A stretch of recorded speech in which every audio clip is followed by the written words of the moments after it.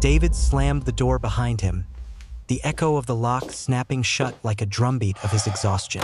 He had just finished a 14-hour shift, his suit stained with sweat and the weight of responsibility. Yet he forced a smile as he stepped into the warm glow of his apartment. The aroma of freshly brewed coffee hit him first, then the faint scent of lavender, her favorite. Lena was in the kitchen, humming softly, flipping pancakes with precision. "Hey, you're home late again," she said without looking up, her voice casual, almost too casual. "I had to finish the Henderson file. You know how important it is," David replied, loosening his tie and dropping his briefcase by the door. "But I made it on time for breakfast, at least." His smile faltered when he noticed her phone buzzing on the counter, a message flashing on the screen. He shook his head, telling himself it was nothing. They ate in silence for a while, the clinking of cutlery filling the gaps. David watched her, noting the slight tension in her jaw, the distracted glance toward the phone again. "Everything okay?" he asked gently. Yeah, fine," Lena muttered, forcing a smile that didn't reach her eyes. David nodded, swallowing the uneasy feeling that crawled in his chest. He had spent years giving up nights with friends, vacations he had dreamed about, even delaying his promotion so Lena could follow her own career ambitions. He believed love was about sacrifice. Now, something in the air made him question that belief, but he pushed the thought away, focusing on the pancakes instead. The day moved slowly.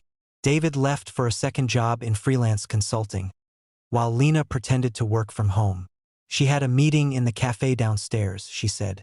He didn't suspect a thing, not yet. But as he returned home that night, he found her not in the kitchen as usual, but slipping out of the door in a black coat, hurried, anxious. He frowned, curiosity gnawing at him, but tiredness overcame suspicion. The next morning, David woke early, brewed coffee, and packed Lena's favorite lunch into her bag. He kissed her forehead before she left. "Have a good day," he said, his tone light, hiding the exhaustion under warmth. Lena smiled, a smile that seemed practiced, distant. By midweek, David noticed small, subtle changes. A lingering phone call she claimed was a client, late nights that were supposedly work emails, and a perfume that wasn't her usual scent. The suspicion gnawed at him, but he chose to trust her, because love demanded trust, or so he thought. Friday night, David planned a surprise, a weekend getaway at a cabin by the lake. He had booked it weeks ago, saved every extra penny to make it perfect. He returned home with flowers in hand, heart brimming with excitement. Lena was waiting, but the moment his eyes met hers, he felt it. Something was wrong. She was tense, avoiding his gaze. "Lena, guess what? I got us a cabin for the weekend. Just you and me," he said, holding out the flowers. She hesitated. "David, I don't think I can go," she said, her voice trembling slightly. Something came up. David's heart skipped a beat. "What do you mean? You've been looking forward to this." He stopped, seeing the look in her eyes, the unease. "Lena, is there something you're not telling me?" She swallowed hard. "It's nothing, really. Just work stuff," she said, too quickly, too sharply. The way she avoided his eyes made David's stomach twist. The rest of the evening was tense.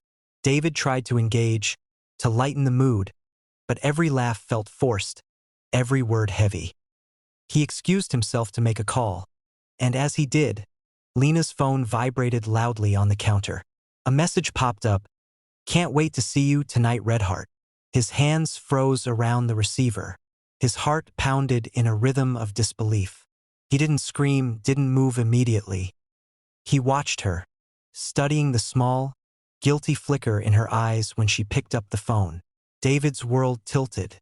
The sacrifices, the long nights, the silent tears, the delayed dreams. It all seemed meaningless now. She wasn't just distant. She was lying. Later, when Lena returned from her meeting, David confronted her in the living room. "Who's he?" His voice was steady, but his eyes burned with hurt. "What are you talking about?" she asked, feigning innocence. David held up her phone, the message glaring like a neon sign of betrayal. Don't lie to me. I've given you everything, Lena. Everything. And this is what I get. Tears welled in her eyes. David, it's not like that, she whispered, but the tremor in her voice betrayed her. You were with him? While I worked, sacrificed, tried to give you a life you dreamed of? He said, voice cracking. Every single day, I put you first. And this is the thanks I get? She opened her mouth, tried to reach for him, but he stepped back, the weight of realization pressing down. The betrayal wasn't just in the act. It was in the years of sacrifices that went unnoticed. In the quiet trust he had extended blindly.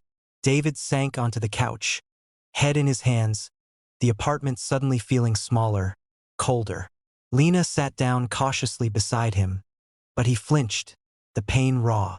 Why? He asked, barely a whisper. I don't know, she said, voice small, guilty. It just happened. It just happened?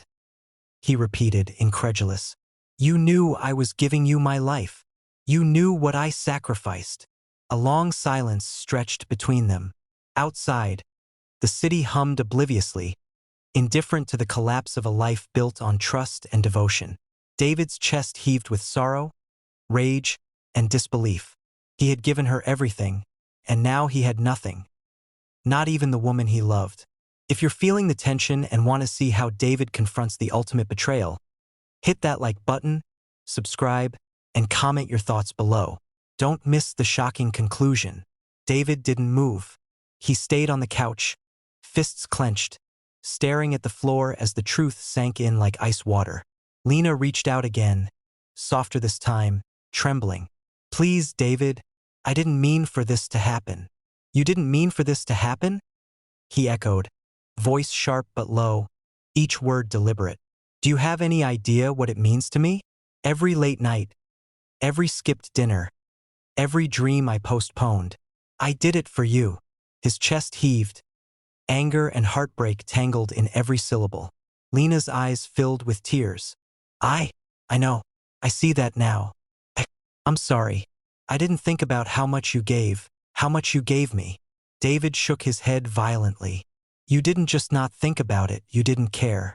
None of this mattered to you. Every sacrifice, every sleepless night was worthless to you. All I wanted was to see you happy, Lena. And you gave that to someone else. Her sobs broke the tension, a quiet, guilty sound that once would have made him move to comfort her. But now he couldn't. His love was still there, buried beneath layers of betrayal, but it had become something else. Something sharp, something aching. I don't know why I did it, Lena whispered. I felt alive with him in a way I haven't felt in years. I didn't mean to hurt you. I never wanted to hurt you. David stood abruptly, pacing the small living room, running a hand through his hair. Alive? You mean excited? Thrilled? Because that's all it takes for you to throw away someone who would move heaven and earth for you. His voice rose, raw emotion cutting through the quiet. Do you have any idea how that feels? To give everything and receive betrayal. He paused, hands trembling, and finally faced her. I thought love meant devotion, trust, sacrifice. I was wrong. It means nothing if the other person doesn't feel the same. Lena tried to reach him, voice pleading. David, I love you. I swear I do. I got lost. It wasn't fair to you, but I can't undo it. I don't want to lose you. David's eyes filled with tears, a mixture of pain and disbelief. He had imagined this moment countless times. Maybe a fight, maybe heartbreak, but never the quiet, shattering reality of someone you gave your life to choosing someone else over you. You think you can just say that and everything is fine? That your words can erase the betrayal? His voice was quieter now, hollow. Do you know what I feel right now? I feel invisible. My sacrifices invisible. My love invisible. Lena's tears fell freely. Please, just let me make it right. Let me show you that you still matter to me. David shook his head slowly, pain etched in every line of his face. No, you've made your choice. You may not have meant to hurt me, but you did. And it's not just tonight. It's every night you let me sacrifice myself while you chose someone else. The apartment felt suffocating. The clock ticked loudly, echoing the finality of the moment. David took a deep breath, steadying himself, the weight of realization settling like stone. He had loved with all he had, given everything he could. And now he understood, love without reciprocity was hollow. "I can't keep living like this," he said finally, his voice low but firm. "I can't keep giving to someone who doesn't want what I give. I have to go. I have to find myself again without you." Lena's voice cracked, desperate. "David, no, please. I'll do anything. Anything to fix this." He shook his head again, sorrow and resolve mingling. "I've waited too long for recognition, for love, for truth. You've chosen your path. I choose mine now." David walked to the door, pausing only to look back once. His eyes, once full of warmth and devotion, were now steely with pain and clarity. He opened the door and stepped out, letting the cold night air wash over him, letting the streetlights illuminate the path forward. Alone, Lena sank to the floor, phone clutched in trembling hands. For the first time, she realized what she had lost.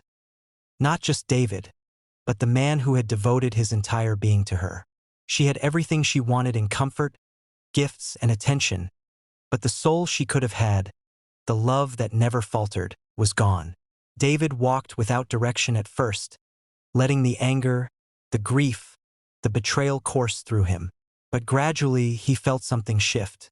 The weight that had pressed on him for years, the constant giving without acknowledgement, the silent suppression of his own dreams, began to lift, replaced by clarity. He would survive this. He would reclaim his life, his peace, his worth, and he would do it without her. By the next morning, David was taking steps he had postponed for years. He signed up for the art class he always wanted, the one Lena had laughed off as a waste of time. He applied for a project overseas, a role he had dreamed about before sacrifice became a habit. For the first time in a long time, he felt alive. Not because of someone else, but because he remembered who he was. And though the sting of betrayal would never fully fade, David learned that his sacrifice had not been for nothing. It had taught him the value of his own heart, the importance of self-respect, and the undeniable truth that love must be mutual to truly exist. If this story moved you, hit that like button, subscribe for more gripping stories, and comment below. Would you sacrifice everything for love if it could end in betrayal? Share your thoughts. We love hearing from you. David walked into the sunlight, a figure transformed by heartbreak but stronger for it, leaving behind the shadow of betrayal, ready to embrace a life that would honor his worth and his unyielding spirit.